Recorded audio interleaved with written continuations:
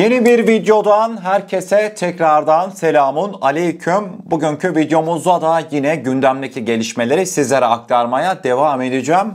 Kıymetli dostlar, bugünkü videomuzda ilk olarak bir Amerika Birleşik Devletleri'ndeki beklenen seçim sonucu artık bugün itibariyle paylaşıldı. Donald Trump tekrardan geri döndü. ABD'nin yeni devlet başkanı oldu. Bugünkü ilk konu başlığımızda özellikle de Donald Trump'ın ABD'de başkan seçilmesinin Türkiye'ye etkilerine hep birlikte göz atacağız. İlk olarak mesela Cumhurbaşkanımız Erdoğan sabah saatlerinde artık Trump'ın kazandığı kesinleştikten sonra kendisine ilk tebrik eden devlet başkanlarındandı. Ayrıca Cumhurbaşkanımız Erdoğan X platformundan paylaşmış olduğu tebrik mesajında gerçekten de bayağı samimi ifadeler kullanmıştı. Görmüş olacağınız üzere Cumhurbaşkanımız Erdoğan Donald Trump'ı ilk tebrik edenlerden bir tanesiydi. Cumhurbaşkanımız dedi ki Amerika Birleşik Devletleri'nde yapılan başkanlık seçimini büyük bir mücadelenin ardından kazanarak yeniden ABD başkanı seçilen dostum Donald Trump'ı tebrik ediyorum ifadesini kullanmıştı. Yanlış duymadınız, dostum Donald Trump. Devamında işte Filistin meselesinde ve Ukrayna-Rusya savaşında Türkiye-ABD ilişkilerinde daha iyi bir atmosfer beklentilerini bu şekilde dile getirmişti Cumhurbaşkanımız. Yani açıkçası Cumhurbaşkanımızın orada yazmış olduğu dostum ifadesi biliyorum birçoğunuzun dikkatini çekti. Dost muyuz biz onlarla veya Cumhurbaşkanımız Erdoğan gerçekten Donald Trump'la dost mu? Yani o soruları ben de sordum kendi içimde ama diplomasi ne yazık ki böyle bir şey. Kıymetli dostlar, hani dostum dediği kişi mesela hiç unutmam, Barış Pınar Harekatı'nın başladığı gün Donald Trump Cumhurbaşkanımız Erdoğan'a bir mektup yazmıştı, hatırladınız değil mi? Kendisi orada Cumhurbaşkanımız hakkında harekatı başlatma, Suriye'ye aptal olma ifadesini kullanmaktaydı. Daha sonrasında ne olmuştu? Cumhurbaşkanımız Erdoğan Donald Trump'ın uyarılarını dikkate almayıp Suriye harekatına ordumuz hiçbir şekilde kimseye aldırış etmeden, kimsenin tehdide boyun eğmeden Allah'ın izniyle alnımızın akıyla Suriye operasyonunu halletmiştik. Şimdi tabii kıymetli dostlar, Donald Trump'a bu dostum ifadesi tamamıyla bir diplomatik ilişkiydi aslında. Dünyanın farklı liderleri hemen bir anda Trump'a yanlamaya başladı. Zelenski de dahil mesela. Normal şartlarda Zelenski Trump'ı yani hiçbir şekilde yeni ABD devlet başkanı olmasını istemezdi. Ama Zelenski dahi baktı ki adam gerçekten seçildi. Ne yapacağız dedi. Bari dedi yalakalık yapalım. O da yine benzer ifadeler kullanmıştı. Ukrayna-Rusya savaşını bitireceğini zaten seçimden önce de söylemekteydi Donald Trump. Bakalım bitirebilecek mi? Rus kanadından Harris'e yönelik bazı eleştiriler olmuştu. İyi ki gitti tarzında. Trump'la Putin'in arası bilineceği üzere hani kendi arasında dostane ilişkiler kurabilen bir kişi aslında Donald Trump. Cumhurbaşkanımız Erdoğan'la da her ne kadar bazen aralarında gerilimler yaşansa da eskiden de Donald Trump Cumhurbaşkanımız Erdoğan'la anlaşabilirdi. Yani Donald Trump'ta özellikle de kişisel iletişim oldukça önemli olacak bundan sonraki dönemde. Hemen devamında Donald Trump'ın yeni başkan seçilmesi Türkiye'yi, Türk dış politikasını nasıl etkileyecek? Sizler için önemli araştırmalar yaptım. İsterseniz karşımıza bir gelsin. Evet kıymetli dostlar, Donald Trump'ın ABD'de başkanlığa yeniden seçilmesi Türk dış politikası üzerinde birkaç farklı yönde etki yaratacak. İşte sizler için bulmuş olduğum potansiyel etkiler. Onlardan birincisi ABD ve Türkiye ilişkilerinde olumlu gelişmeler olabilir. Trump ilk başkanlık döneminde Cumhurbaşkanı Erdoğan ile sıcak bir ilişki kurmuştu.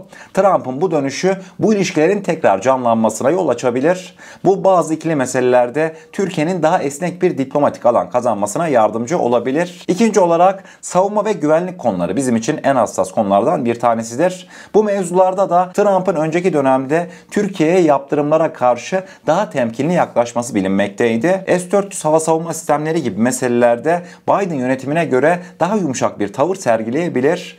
Bu Türkiye'nin kendi savunma politikalarını daha bağımsız bir şekilde sürdürmesine olanak tanıyabilir. Üçüncü olarak bizim için hayati öneme sahip Suriye mevzusu. Suriye politikasında da Trump ilk döneminde ABD askerlerini Suriye'den çekme kararı almış ve bu karar Türkiye'nin Suriye'nin kuzeyinde operasyon yapabilmesini kolaylaştırmıştı. Eğer Trump yeni başkanlık döneminde de benzer bir politika benimserse ki şayet benimseyecek gibi gözüküyor, Türkiye'nin Suriye bölgesinde daha etkin bir rol üstlenmesi olası. Ancak ABD'nin terör örgütü YPG'ye vermiş olduğu destek destek gibi hassas konularda halen iki ülke arasında gerginlik yaratabilir. Devamında Rusya ile ilişkiler, Trump Putin'le dedim yani kişisel olarak iyi anlaşırdı diye. Putin'le Trump'ın kişisel olarak bir nebzede iyi anlaşması Türkiye'nin denge politikasına çok ama çok faydalı olacak. Yani daha önceki Biden yönetimi gibi Amerika keskin bir dille Rusya ile arana mesafe koy demeyecek bize mesela.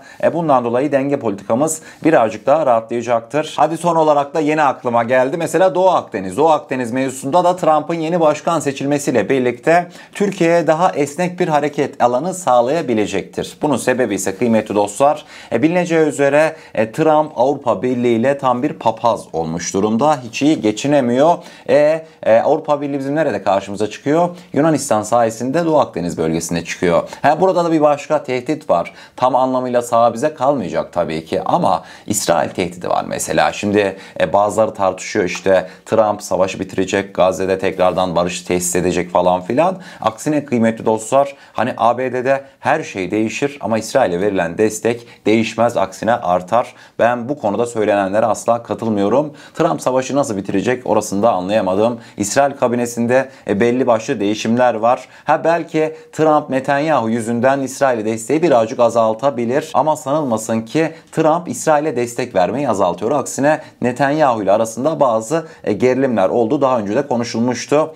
Netanyahu'nun yerine Trump'ın istediği bir devlet başkanı İsrail'in başına gelirse siz görün bakın Biden yönetiminin en az 3-4 katı daha fazla desteği İsrail'e verecektir. İsrail'e destek verip nasıl savaş bitecek orasını da ben pek anlayamadım ama sizler için böyle bir analiz yaptım. Umarım beğenmişsinizdir. Ülkemiz için inşallah her şey hayırlısı olur. Hani gönül ister ki ta okyanuslar ötesindeki bir devlette yapılan bir seçim Türkiye'nin kaderini bu denli etkilemesin ama ne yazık ki günümüzün koşullarında ABD'deki seçim sadece bizi değil, Rusya'yı, Çin'i, devamında tüm Orta Doğu, Balkan tüm ülkeleri ilgilendiriyor. Mesela Viktor Orban eminim ki hani tekrardan Trump'ın başkan seçilmesine en çok sevinenlerden bir tanesidir. Macaristan Başbakanı Viktor Orban bilineceği üzere Trump'ın kankisi gibi bir konumda yani. Tabii ki de Türkiye'nin Trump'la olan ilişkilerinde Viktor Orban da yine bir köprü görevi görecektir. Zaten daha dün kendisi Türk Devletleri Teşkilatı zirvesi için Kırgızistan'daydı. Cumhurbaşkanımız Erdoğan'la zaten aralarındaki ikili bağı dememe gerek yok. Aralarından su dahi sızmaz. Yine gelişmeleri sizlere aktarmaya devam edeceğim diyorum ve akabinde bugünkü ikinci konu başlığımızda videomuzun başlığından da göreceğiniz üzere Milli Muharip Uçak K'nın taşımış olduğu yerli silah sistemleri Gökdoğan ve Bozdoğan sistemlerimiz komşuyu rahatsız etmeye devam ediyor.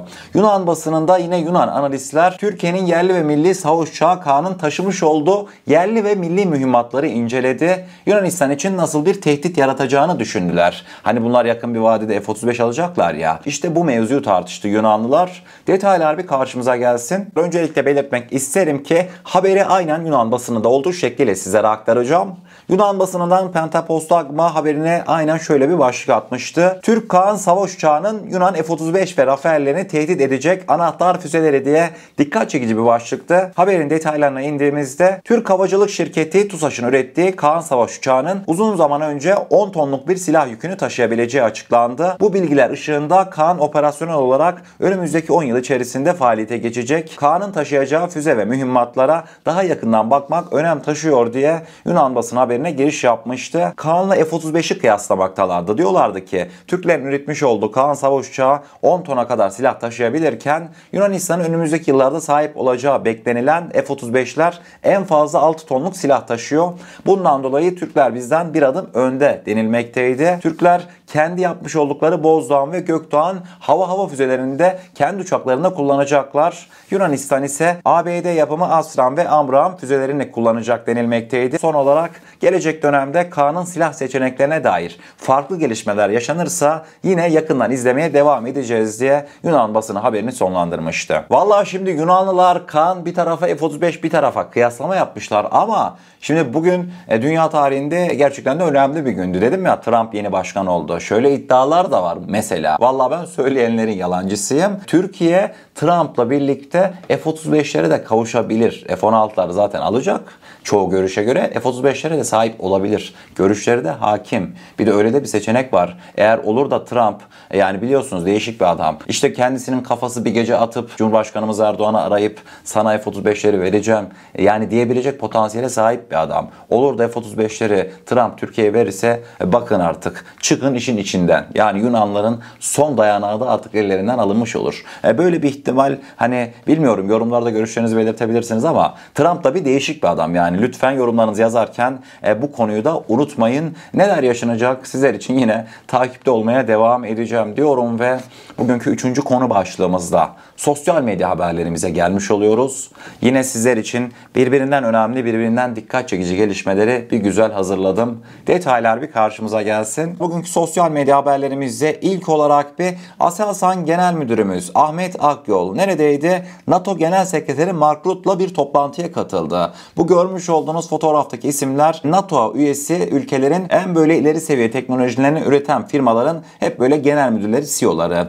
Ahmet Akyol'la bu toplantıya davet edilmişti. Mark Rutte toplantı sonrası yapmış olduğu açıklamasında görevimiz Ukrayna için daha fazla, daha hızlı ve daha ucuz üretmek. Bu da üretimi hızlandırmak ve savunma sanayi tabanımızı genişletmek anlamına geliyor diye cümleler kurmuştu. Yunan TikTok kullanıcıları bir paylaşım yapmıştı. Bayağı da dikkatimi çekti. Sizlerle paylaşmak istedim. Özellikle de Avrupa bölgesine göstermiş oldukları bu harita Yunanistan'ı en çok kim sever, en çok kim sevmez. Kıymetli dostlar, burada oran yükseldikçe sevmeme oranı artıyor. Zaten Türk haritasının üzerine baktığınız zaman anlamışsınız. Görmüş olacağınız üzere Yunanlılardan en çok nefret eden %24,2 ile Türkiye olmuş. Hemen devamında en az nefret eden kimdir? Merak ettiniz değil mi? Orada da mesela Sırbistan. Sırplar kıymetli dostlar %0,2 ile Yunanlılardan en az nefret eden ülke olmuş. Sizlere güzel de bir müjdem var. Hani demiştim ya, Türkiye'nin yerli hava savunma ağını sizlere anlatacağım güzel bir video hazırlayayım diye. Sizler de evet olur hazırla demiştiniz. Kıymetli dostlar, videomuza artık sona yaklaştık. Çok güzel bir metin hazırladım. Mükemmel oldu. Bizim imzamızla birazcık kendi dokunuşlarımı da yaptım. Türkiye'nin yerli ve milli hava savunma sistemini akademisyeninden tarlada çalışan tarım işçisine kadar herkesin anlayabileceği basit ve yalın bir dille etkili bir şekilde anlatmaya çalışacağım. İnşallah önümüzdeki günlerde Türkiye'nin çelik kubbesine aktarmış olacağımız videomuz da yayında olacak. Desteklerinizi bekliyorum diyorum ve eğer kanalımıza ilk defa gelmekteyseniz kanalımıza abone olarak bizlere destek olabilirsiniz. Videomuza gerçekten beğenmişseniz aşağıda bulunan beğen butonuna basarsanız bizleri oldukça mutlu edersiniz. O zaman ne diyelim? Kendinize çok iyi bakın. Allah'a emanet olun. Her şey istediğiniz gibi olsun. Sağlıcakla.